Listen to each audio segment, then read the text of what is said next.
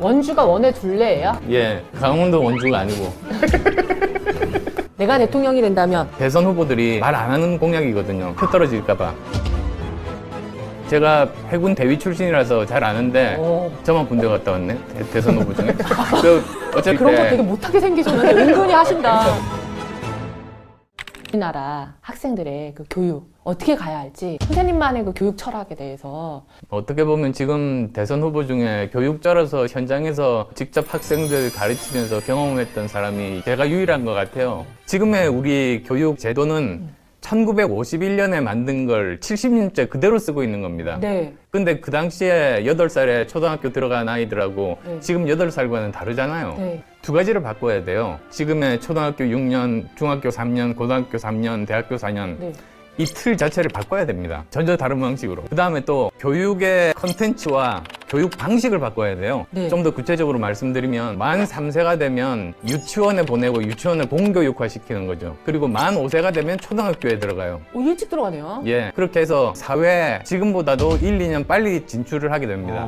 그 다음 두 번째로 교육의 방식과 내용을 바꿔야 되는데 가장 중요한 게 읽는 능력이에요. 한국 아이들이 읽는 능력이 너무나 떨어지고 있거든요. 옛날 과거식의 그런 교육이 아니고 정말로 필요한 교육들이에요. 그리고 과목도 4차 산업혁명에 맞는 그런 과목들을 가르치는 사람들이 그걸 참 착각하는데 코딩 교육이 프로그래머 양성 교육이 아니라는 게 중요해요.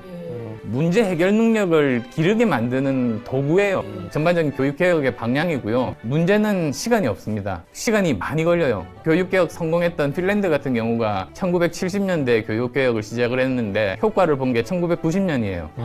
20년이 걸립니다. 5년 전, 10년 전에 시작했으면 지금 어느 정도 많이 다가왔을 텐데 지금까지도 그런 교육개혁을 하지 않고 대학 입학시험 방식만 바꾸는 걸 교육개혁이라고 착각한 비전문가들 때문에 이 교육이 바뀌지 않고 4차 산업혁명 시대에 대비하지 못하고 있는 거거든요. 다음 정부에서는 정말로 중요한 과제로 삼고 이 대통령 임기 5년 동안의 결과는 절대로 안 나오지만 그 틀을 만드는 게 역사적인 소명이다. 그렇게 생각합니다. 제가 한번 질문 드려도 될까요? 예. 안철수 후보님의 그 공약 3가지 한번 듣고 싶습니다.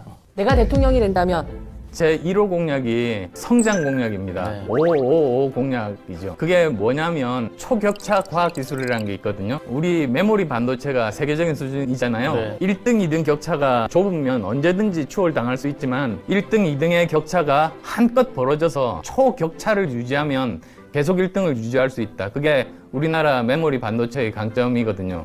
다른 분야에서 초격차 과학기술을 5개만 확보할 수 있으면 우리는 삼성전자급의 세계적인 대기업 5개를 가질 수 있게 되고 경제 5대 강국과 어깨를 나란히 할 수 있는 나라가 될 수 있는 거죠. 그럼 너무 좋죠.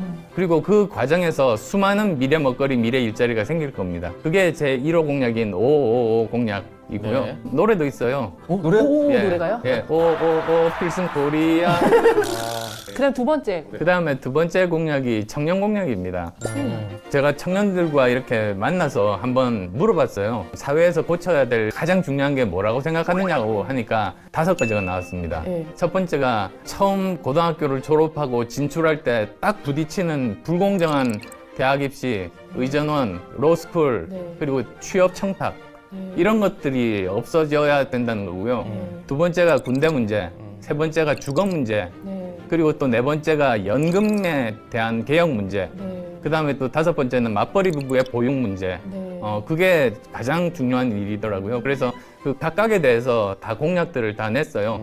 대학에서는 수시 전면 폐지, 전체 학생들 중에서 10%는 사회적인 약자인 예를 들면 농어촌 전형 같은 것으로 하고 10%는 특기생, 그리고 나머지 80%에 한해서 절반은 수능으로 뽑고 나머지 절반은 수능과 내신으로 뽑으면 꼭 서울에 있는 학생 아니더라도 지역에 있는 학생들도 기회가 있을 수 있거든요. 사시가 없어지면서 기회의 사다리가 없어졌잖아요. 그 안에서 생각해낸 방법이 이겁니다. 로스쿨을 졸업하지 않더라도 검정고사 같은 기회를 주는 거예요. 그걸 통과하고 나면 로스쿨 졸업생들과 같은 조건으로 변호사 시험을 칠 수 있게 하는 거죠. 그래서 그 친구가 실력이 더 좋으면 로스쿨 졸업생을 물리치고 변호사가 될 수 있어요. 지금의 제도도 허물지 않으면서 사시 부활의 효과가 있는 것 아니겠어요. 그리고 의전원 전면 폐지 지금 몇 개 안 남았습니다. 다 의대로 다시 다 돌아갔어요. 원래 바라던 효과가 이루어지지 않았기 때문에 바꾸는 거는 맞는 방향이라고 저는 생각하고 있고, 취업 청탁에 대해서는 형법을 적용해서 일벌백계 할 겁니다.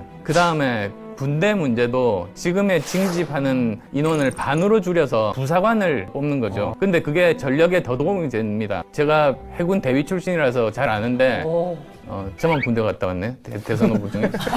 그런 거 네. 되게 못하게 생기셨는데 은근히 하신다. 장교와 수백만 있으면 배를 못 움직여요. 배를 움직이는 거는 기술을 가지고 있는 부사관들이 배를 움직입니다. 전력 강화가 더 도움이 많이 된다. 그게 이제 군대에 대한 공약인 거죠. 그다음 또 세 번째는 그 주거에 대한 건데요. 청년들이 지금 집을 살 수가 없잖아요. 저희가 고안한 방법이 45년 초장기 주택담보대출이에요. 일단은 집값의 80%를 대출을 해줍니다. 여기에 대해서는 한국은행 기본 금리를 적용을 하면 최하의 금리를 적용받게 되는 거죠. 그 다음에 처음에 목돈이 없으니 첫 15년은 이자만 내도 되는 거치기관, 그 다음에 나머지 30년 동안 이자와 원금을 갚을 수 있게 만드는 거죠. 네 번째가 바로 연금 개혁입니다. 아니 제가 얼마 전에 신문을 봤는데 90년대생이 연금 한 푼도 못 받을 수 있다고 기사가 났어요. 그 제 매니저가 90년대생이거든요. 그러니까 얘가 옛날 애가 운전을 하는데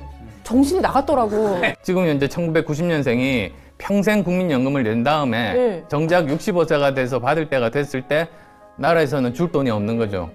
근데 이게 진짜 사실이에요? 사실입니다. 근데 그대로 놔두는 건 범죄 행위라고 저는 생각해요. 좀 더 나아가서 2088년이 되면 어떤 일이 벌어지는가? 누적 적자가 1경 7천조 원이 됩니다. 이게 뭐야? 이게 보통 대선 후보들이 말 안 하는 공약이거든요. 표 떨어질까봐. 왜냐하면 지금 받고 있는 사람들은 불만이고 청년들은 4, 50년 후의 일이니까 관심이 없고. 근데 이걸 꺼내야지 대한민국이 지속 가능하고 1년이라도 빨리 해야지 조금이라도 바로 잡을 수 있어요. 그 다음 다섯 번째가 보육에 대한 거잖아요. 세 가지입니다. 우선 첫 번째가 전일제 초등학교 공공보육시설의 퍼센티지를 70%까지 넓히는 것. 산후조리원이 굉장히 비용이 많이 드는데 반값으로 대우를 받을 수 있도록 공공산후조리원을 각 지자체마다 만들겠다. 그게 제 다섯 가지 청년 공약입니다. 남은 세 번째 공약. 세 번째. 예. 힘드세요? 아니요, 세 번째를 고르기가 굉장히 고민이 되는 게 하나만 더 하라고 하는데 제가 말씀드릴 게 너무나 많거든요. 뭐 하고 싶으셨는지 그것만 좀 얘기해 줘 보세요. 코로나, 복지, 국방, 외교. 아, 나 코로나랑 외교 중에 너 뭐 듣고 싶냐? 코로나가 지금 우리가 그래? 지금 저도 엄청 듣고 싶습니다. 외교도 너무 궁금해. 그러니까 지금 현재 코로나19 방역의 가장 문제가 객관적인 사실에 근거한 과학 방역이 되어야 되는데 이게 그게 아니라 여론 동향에 따라서 주먹구구식의 정치 방역이 된다는 게 문제거든요. 그 나라의 방역 실력이 그 나라의 국력을 좌우하게 됐습니다. 사람들의 안전과 생명도 지키지만 경제와 밀접하게 관련이 있다는 걸 우리가 다 알았잖아요. 국민 참여형 방역으로 전환해야 됩니다. 지금까지는 정부에서 방역 공무원이 확진자 동선을 추적하고 거기에 겹치는 사람들에게 2, 3일 뒤에 문자 보내서 검사받으라 이러거든요. 2, 3일 동안 어디를 또 갔는지 알 수가 없으니 더 확산되죠. 근데 요즘은 스마트폰에 앱이 발달을 해 있어서요. 거기 보면 자기 동선이 기록이 되고 정부는 그걸 알 수가 없게 그렇게 만들어 놓은 앱이 있어요.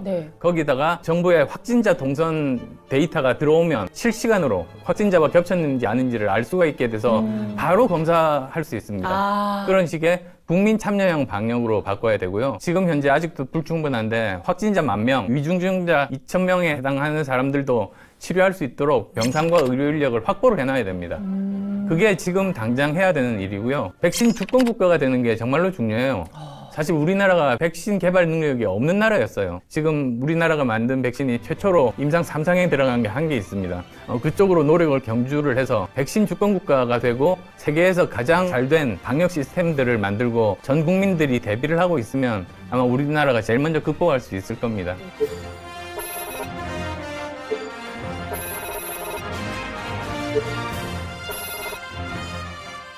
오늘 이렇게 귀한 시간 내주시고 원주율부터 그리고 선생님의 여러 가지 또 계획들 밝혀주셔서 너무 감사했습니다, 선생님. 대선 운동 기간이라는 게 굉장히 힘들거든요. 근데 그나마 이렇게 편안하게 휴식할 시간? 그런 시간 만들어주셔서 고맙습니다. 감사합니다, 선생님. 감사합니다.